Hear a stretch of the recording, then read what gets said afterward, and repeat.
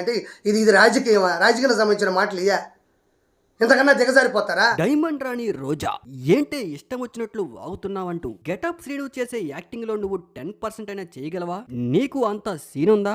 సుడిగాలి సుదిరికున్న following లో నీకు 10% following అన్నా ఉందా? హైపర్ ఆది వచ్చిన తర్వాత జబర్దస్త్ రూపురేఖలు మారాయి, నీ వల్ల ఏం జరిగింది ఉపయోగం అంటూ నువ్వేంటి వాళ్ళ బ్రతుకుల గురించి మాట్లాడేదంటూ కిరాకార్పి రోజాపై ఘాటుగా రియాక్ట్ అయ్యారు. వివరాల్లోకి వెళ్తే రీసెంట్ గా కిరాకార్పి ప్రెస్ మీట్ లో ఆర్కే రోజాపై నిప్పుల వర్షం కురిపించారు. కిరాకార్పి నెల్లూరు పెద్దారెడ్డి చేపల పులుసు ఓనర్ రీసెంట్ గా ఇచ్చిన ప్రెస్ మీట్ లో రోజా గురించి ఇలా మాట్లాడారు. మాకు రెస్పెక్ట్ ఇస్తే మీకు కూడా రెస్పెక్ట్ ఇస్తాను, లేదు అంటే రోజా అనే మాట్లాడతా. ఏంటే డైమండ్ రాణి వాగుతున్నావు? నువ్వేమైనా ఫిలిం ఇండస్ట్రీకి 10 నేషనల్ అవార్డులు తెచ్చావా, లేక 15 ఆస్కార్ అవార్డులు తెచ్చావా? ఏంటి మావి చిన్న బతుకులా?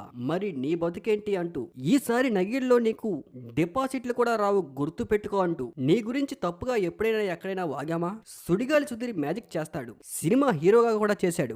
వాడికి ఉన్న ఫాలోయింగ్ లో సగమైన నీకుందా? గెటప్ శ్రీను వేసే గెటప్పుల్లో ఒక గెటప్ పైన నువ్వు వేయగలవా? హైపర్ ఆది జబర్దస్త్ కి వచ్చిన తర్వాత జబర్దస్త్ రూపురేఖలే మారిపోయాయి. నువ్వేం చేసావు? జడ్జిమెంట్ సీట్ లో కూర్చొని 3 పంచులు వేయడం తప్ప. అసలు వాళ్ళ గురించి నీకెందుకు రోజా అంటూ కిరాకార్పి రోజాపై ఘాటుగా ఫైర్ అయ్యారు.